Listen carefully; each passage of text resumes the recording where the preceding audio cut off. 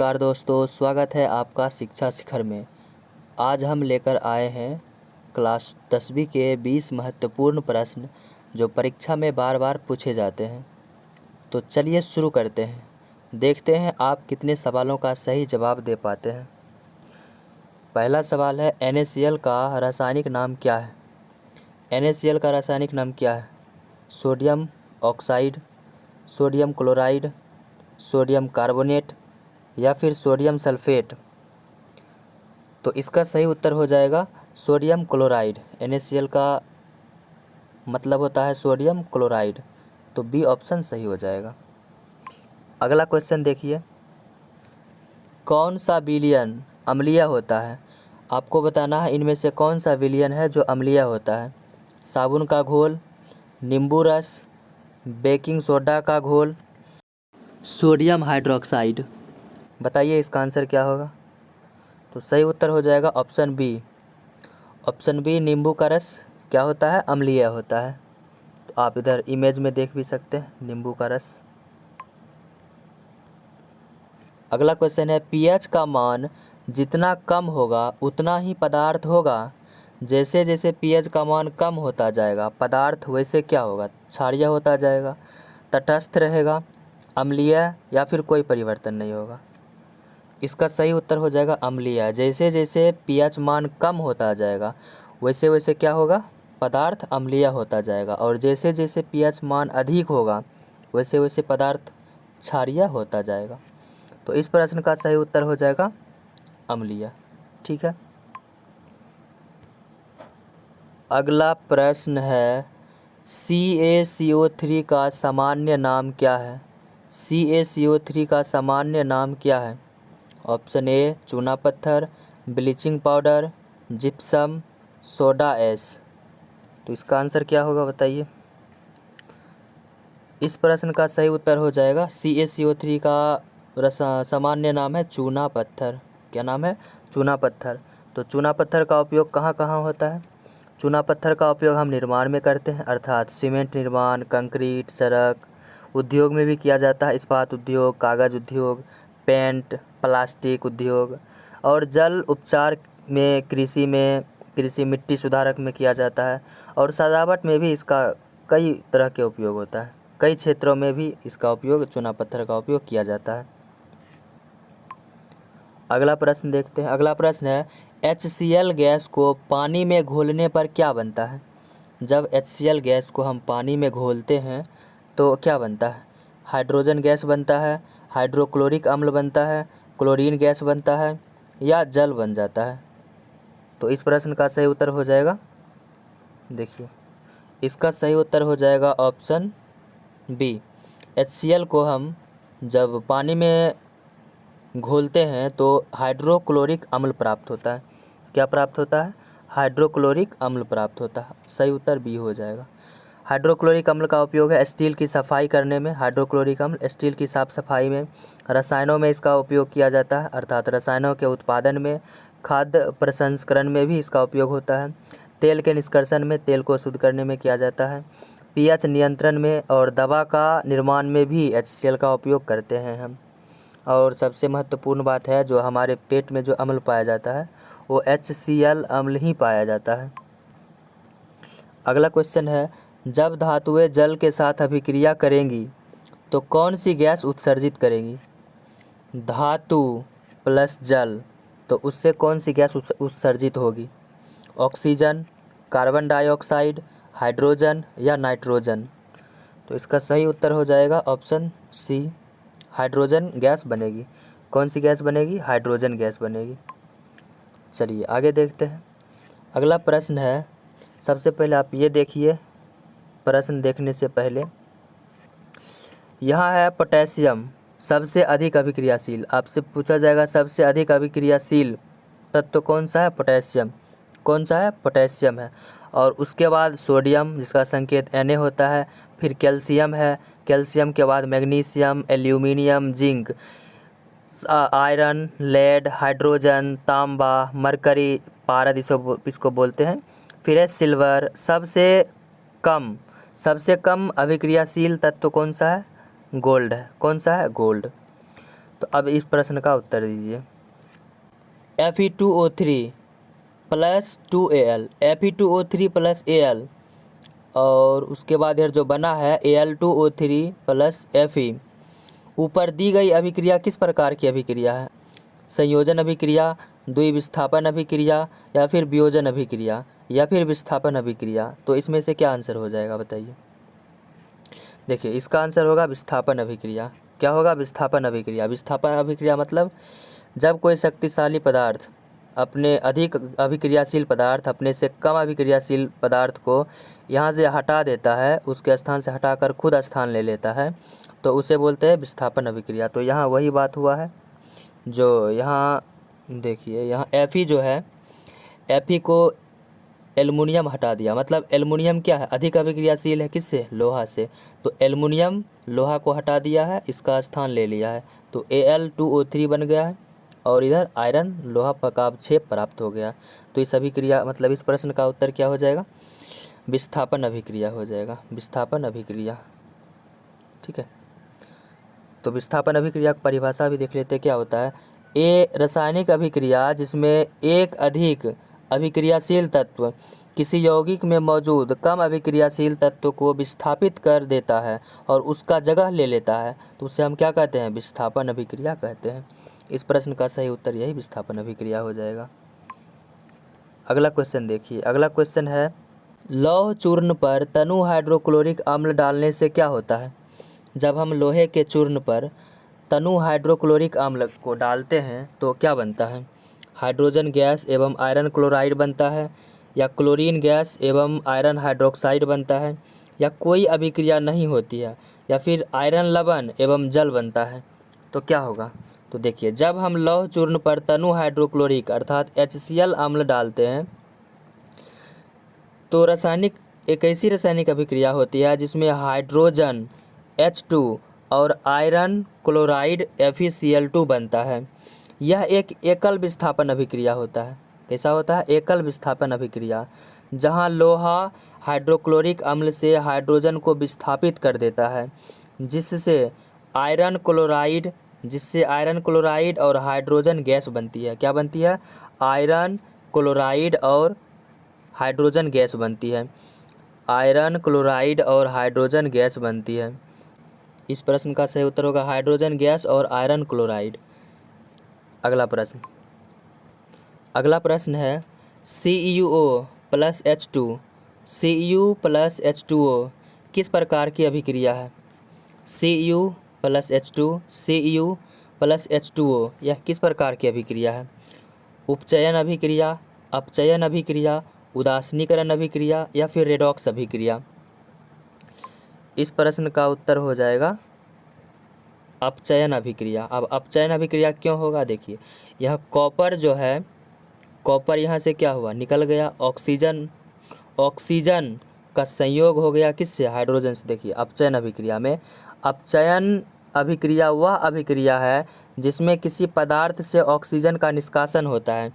तो copper oxide में से ऑक्सीजन का निष्कासन हो गया है, और किसी पदार्थ में हाइड्रोजन का योग होता है, तो इसमें ऑक्सीजन में किसका योग हो गया? हाइड्रोजन का। तो इसलिए इसको क्या बोलेंगे? अपचयन अभिक्रिया बोलेंगे। और उपचयन अभिक्रिया क्या होता है?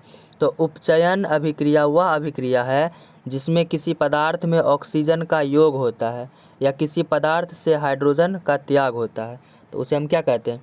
उपचयन अभिक्रिया कहते हैं। अगला प्रश्न है, नीचे दी गई अभिक्रियाओं में कौन सा कथन सही है? Cu प्लस O2 CuO बन रहा है। ये प्रश्न 2000 मतलब वैसे से प्रीवियस क्वेश्चन ही है, 2015 के में पूछा गया ये प्रश्न। आगे देखिए, इसका ऑप्शन है कॉपर का ऑक्सीकरण, कॉपर का अवकरण, कॉपर का नाइट्रेशन, ए और बी दोनों। क्या होगा इसमें? Cu प्लस O2 इसमें क्या हो रहा है? ऑक्सीकरण हो रहा है, या अवकरण हो रहा है, या नाइट्रेशन हो रहा है कॉपर का? तो इसमें Cu में ऑक्सीजन मिल रहा है, तो यहाँ हम कॉपर का ऑक्सीकरण बोल सकते हैं। कॉपर का क्या हो रहा है? ऑक्सीकरण। अब ये ऑक्सीकरण क्या होता है? ऑक्सीजन का जुड़ना, मतलब किसी पदार्थ में ऑक्सीजन का जब ऑक्सीजन जुड़ता है तो उसे हम ऑक्सीकरण बोलते हैं। तो ऑक्सीजन किस में जुड़ रहा है? कॉपर में जुड़ रहा है ऑक्सीजन। तो इसलिए कॉपर का यहाँ क्या होगा, ऑक्सीकरण हो जाएगा। ठीक है। और अवकरण क्या होता है, अवकरण इसमें होता है ऑक्सीजन का हटना। जब किसी पदार्थ से ऑक्सीजन हट जाता है तो उसे हम क्या बोलेंगे, अवकरण बोलेंगे। तो इस प्रश्न का उत्तर हो जाएगा ऑप्शन ए, कॉपर का ऑक्सीकरण। ठीक, आगे देखते हैं। अगला प्रश्न है, सिल्वर क्लोराइड का रंग क्या होता है। सिल्वर क्लोराइड का रंग क्या होता है, श्वेत, पीला, हरा या फिर काला। इसका सही उत्तर हो जाएगा ऑप्शन ए, सिल्वर क्लोराइड का रंग श्वेत होता है। कैसा होता है, श्वेत होता है। अगला प्रश्न है, शाक सब्जियों को विघटित होकर कंपोस्ट बनना किस अभिक्रिया का उदाहरण है। शाक सब्जियां जब विघटित होकर कंपोस्ट बन जाते हैं तो उस अभिक्रिया को हम क्या कहते हैं, ऊष्माशोषी, ऊष्माक्षेपी, उभयगामी या प्रतिस्थापन। बताइए कौन सा अभिक्रिया होगा इसमें। तो इसका सही उत्तर हो जाएगा ऑप्शन बी, ऊष्माक्षेपी, क्योंकि इसमें ऊष्मा निकलता है इसलिए इसको हम ऊष्माक्षेपी अभिक्रिया बोलेंगे। तो इसका मुख्य बिंदु देखिए, यह अभिक्रिया क्या करता है, ऊर्जा का उत्सर्जन करता है। ऊर्जा, इसमें ऊष्मा निकलता है। ठीक है, ऊर्जा का उत्सर्जन होता है। अभिक्रिया होने पर आसपास के वातावरण का तापमान बढ़ जाता है। मतलब जिस जगह पे ये ऊष्माक्षेपी अभिक्रिया होगा उसके आसपास के वातावरण में तापमान पहले जितना रहेगा उससे बढ़ जाएगा तापमान। कोयले या लकड़ी का ऑक्सीजन के उपस्थिति में जलना, ऑक्सीजन के उपस्थिति में जलते हैं तो उसमें भी क्या होता है, ऊष्माक्षेपी अभिक्रिया होता है। ऊष्माक्षेपी अभिक्रिया ये कोयले और लकड़ी का जलना, ये उसी का प्रकार है। आगे देखिए, मैग्नीशियम रिबन को जलाने पर चकाचौंध वाली सफ़ेद लौ के साथ गर्मी और प्रकाश ऊर्जा के रूप में निकलती है। तो ये इसमें भी क्या होती है, ऊष्माक्षेपी अभिक्रिया होती है। अगला क्वेश्चन देखते हैं। अगला क्वेश्चन है, निम्नलिखित में से कौन एक दहन अभिक्रिया का उदाहरण है। निम्नलिखित में से कौन एक दहन अभिक्रिया का उदाहरण है। जल का उबलना, जब हम जल को उबालते हैं तो क्या वो दहन का उदाहरण होता है। मोम जब पिघलता है तो दहन का उदाहरण होता है। पेट्रोल जब जलता है, हाँ तो देखिए जलना, तो ये क्या हो जाएगा, इसका सही उत्तर हो जाएगा पेट्रोल का जलना क्या है, दहन का उदाहरण है। अगला प्रश्न है, ऊष्मा के द्वारा की गई वियोजन अभिक्रिया को क्या कहते हैं। जब हम अभिक्रिया ऊष्मा के द्वारा करते हैं तो उस अभिक्रिया को क्या कहेंगे, तापीय वियोजन अभिक्रिया या फिर ऊष्मीय वियोजन अभिक्रिया, आणविक वियोजन अभिक्रिया या इनमें से कोई नहीं।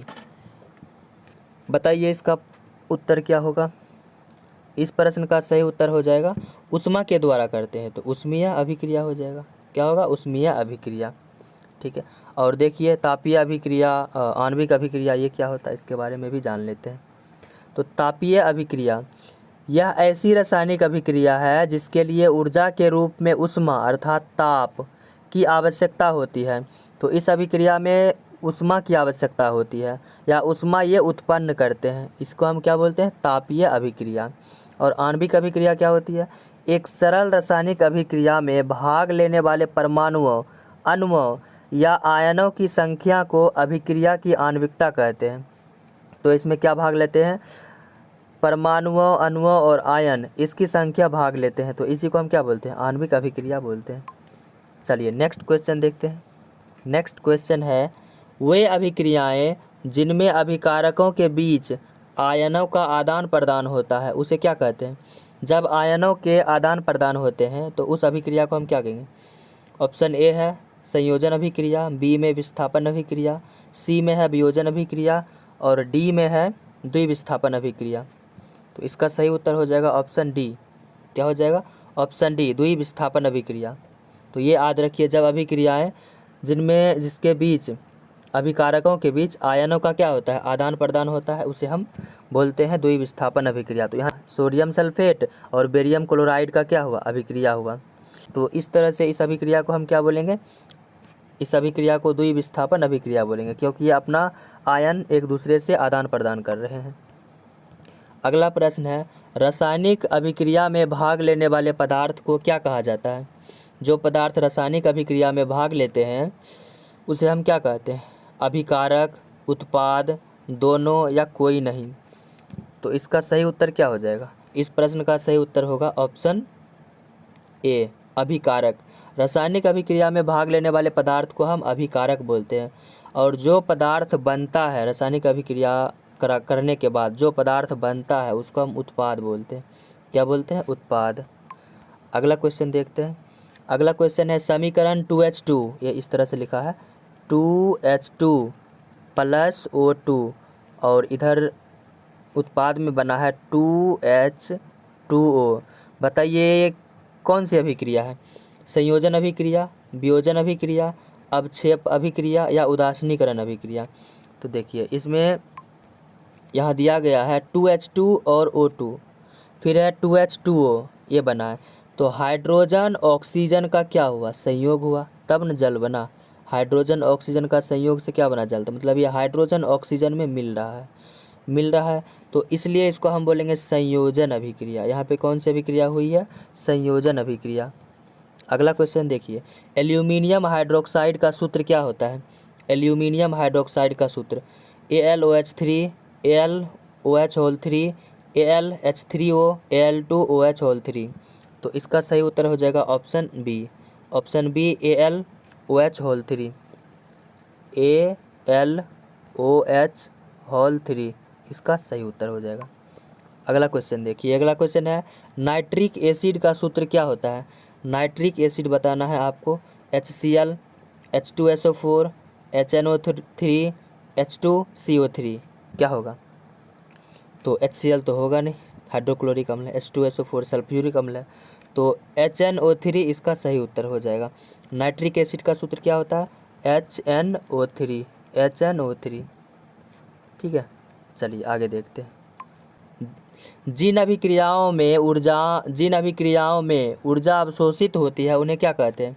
तो उन्हें कहते हैं ऊष्माशोषी अभिक्रिया। क्या कहते हैं? ऊष्माशोषी अभिक्रिया। तो आज का क्लास यहीं तक, मिलते हैं नेक्स्ट क्लास में। तब तक मस्त रहिए, स्वस्थ रहिए और पढ़ाई में व्यस्त रहिए। धन्यवाद। जय हिंद।